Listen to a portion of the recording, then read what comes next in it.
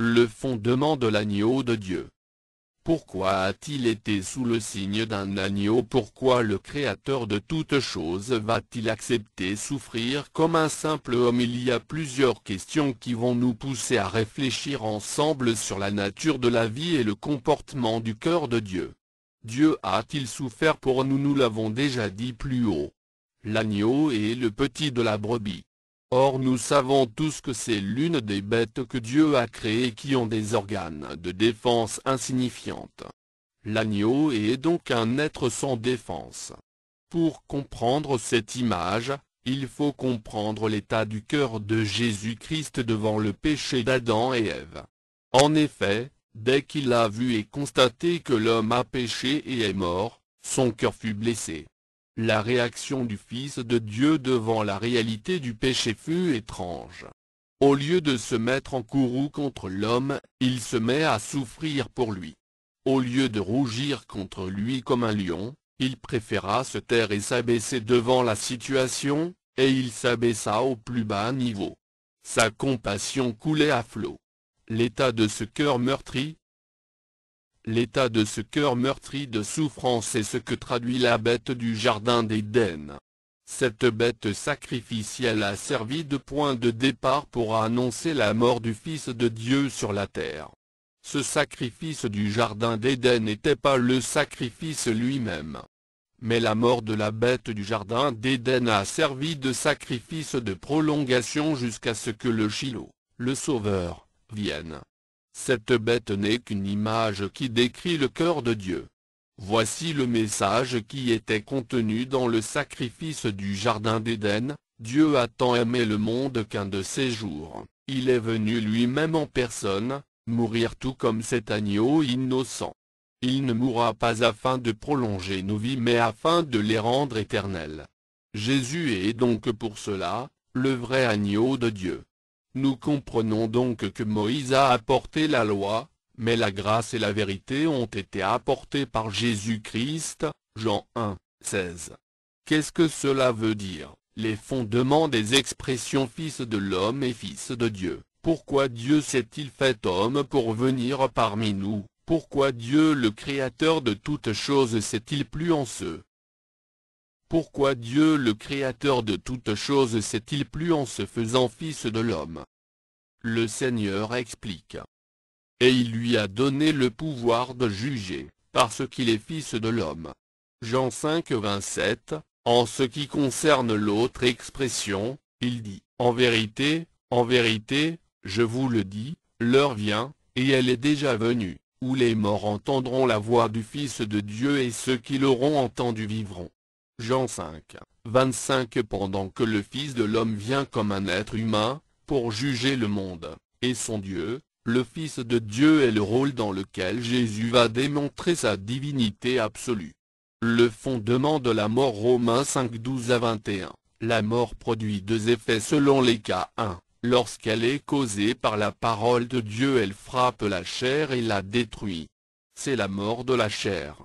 2. Lorsqu'elle est causée par le péché, elle frappe l'esprit et cause la mort de l'âme, c'est ce qu'on appelle mort spirituelle depuis Adam jusqu'à la naissance de Jésus. La mort spirituelle se transmet de père en fils en utilisant deux voies. A. Par la voie juridique, que tous sont péchés et sont privés de la gloire de Dieu est la remarque générale qui se vérifie chez tous les humains. Jean 3, 36. B. Par voie culturelle, le péché est transmis par voie culturelle. Mais depuis la mort de Jésus, et ce jusqu'à la fin du monde, le péché se transmettra surtout par voie culturelle. La mort d'une victime innocente a servi de sacrifice de prolongation et a empêché la colère de Dieu de nous frapper depuis Adam et Ève, jusqu'à la venue du Shiloh. Dieu nous explique que la mort physique et la mort spirituelle sont introduites toutes les deux par un seul pécheur, Adam, et à partir de lui elle s'est étendue à toute sa descendance. Malgré le fait que tous n'ont ni approuvé ni commis ce péché, ils sont tous sous malédiction à cause de leurs parents, Adam et Ève. La mort spirituelle est fondée sur le principe de la lignée. De la même manière, Dieu prévoit sauver toute l'humanité à travers la justice de Jésus-Christ fait fils de l'homme. Puisqu'il est fils de l'homme, et est juste, sans péché, il est une victime innocente. Par sa mort sacrificielle, Dieu veut étendre sa justice à tous les êtres humains de toutes les générations. À travers la mort de son Fils à la croix, Dieu veut ôter le péché de tous ceux qui viendront à cet autel par la foi. Comment est-ce possible? C'est pourquoi, comme par un seul homme le péché est entré dans le monde, et par le péché la mort, et qu'ainsi la mort s'est étendue sur tous les hommes, parce que tous ont péché. Car jusqu'à la loi le péché était dans le monde. Or, le péché n'est pas imputé, quand il n'y a point de loi. Cependant la mort a régné depuis Adam jusqu'à Moïse, même sur ceux qui n'avaient pas péché par une transgression semblable à celle d'Adam, lequel est la figure de celui qui devait venir. Mais il n'en est pas du don gratuit comme de l'offense, car, si par l'offense d'un seul il en est beaucoup qui sont morts, à plus forte raison la grâce de Dieu et le don de la grâce venant d'un seul homme, Jésus-Christ, ont-ils été abondamment répandus sur beaucoup. Et il n'en est pas du don comme de ce qui est arrivé par un seul qui a péché. Car c'est après une seule offense que le jugement est devenu condamnation, tandis que le don gratuit devient justification après plusieurs offenses. Si par l'offense d'un seul la mort a régné par lui seul, à plus forte raison ceux qui reçoivent l'abondance de la grâce et du don de la justice régneront-ils dans la vie par Jésus-Christ lui seul. Ainsi donc, comme par une seule offense la condamnation a atteint tous les hommes, de même par un seul acte de justice la justification qui donne la vie s'étend à tous les hommes. Car, comme par la désobéissance d'un seul homme beaucoup ont été rendus pécheurs, de même par l'obéissance d'un seul, beaucoup seront rendus justes. Or, la loi est intervenue pour que l'offense abondât, mais là où le péché a abondé, la grâce a surabondé, afin que, comme le péché a régné par la mort, ainsi la grâce régna par la justice pour la vie éternelle, par Jésus-Christ notre Seigneur. Romains 5:12-21. Le principe c'est que, toute personne qui entrera dans sa mort par la foi, devient un de ses membres, elle devient une personne qui est de sa postérité. Je mettrai inimitié entre toi et la femme, Je mettrai inimitié entre toi et la femme, entre ta postérité et sa postérité, celle-ci t'écrasera la tête, et tu lui blesseras le talon. Genèse 3:15. Celui qui croira que Jésus est Seigneur et que Dieu l'a ressuscité des morts, celui-là entrera automatiquement dans la lignée des saints de Dieu, il entrera dans l'œuvre de la croix. C'est donc par la foi et par la repentance que les enfants de Dieu hériteront la justice de Dieu. La justice de Dieu s'est manifestée à travers la possibilité que Dieu donne à tous, de prendre en eux-mêmes, par la foi l'héritage de la mort de son Fils. Tout ce que Dieu veut de nous en cherchant notre salut, en son Fils, c'est simplement d'entrer dans l'œuvre qu'il a accomplie à travers la vie de Jésus. L'origine de la mort par la foi, dans le ciel, quand la rébellion des anges a commencé, comment fut le cœur de Dieu avant de créer le tout premier atome de la création, Dieu a décidé de s'ouvrir à la souffrance.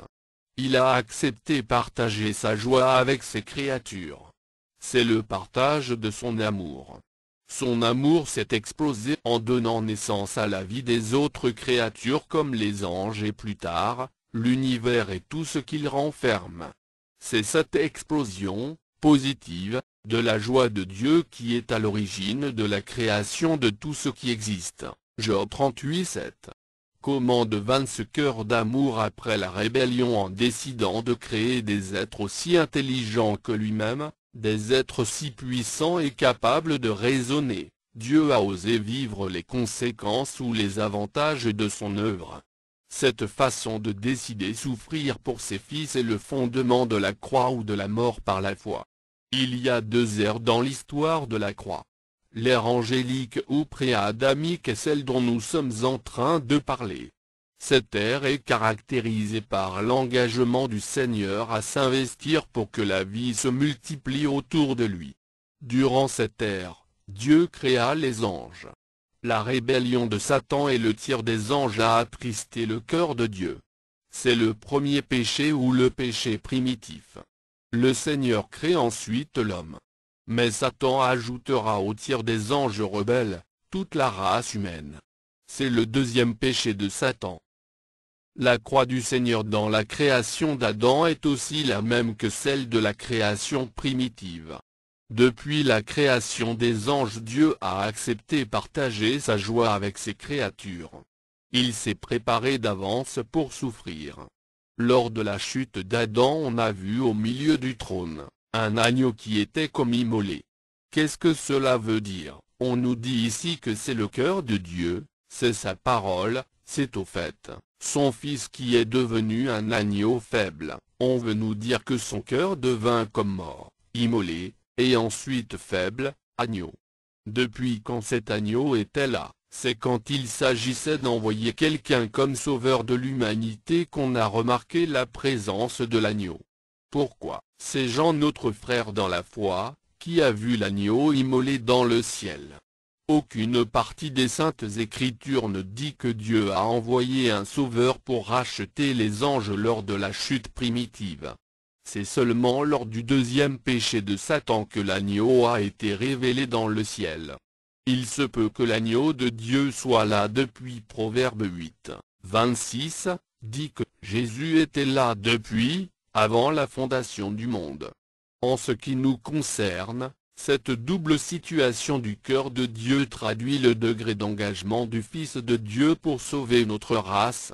Il s'est abaissé au niveau de l'homme pour hériter la mort par la foi, bien qu'il ne pouvait pas mourir, parce qu'il est immortel.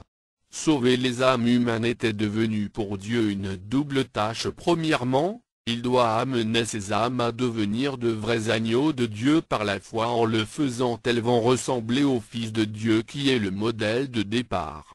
Deuxièmement, pour sauver nos âmes, Dieu va nous amener à comprendre que nous devons accepter vivre dans ce monde comme mort, comme immolé. C'est ainsi que l'âme rachetée pourra vivre au-dessus de la chair.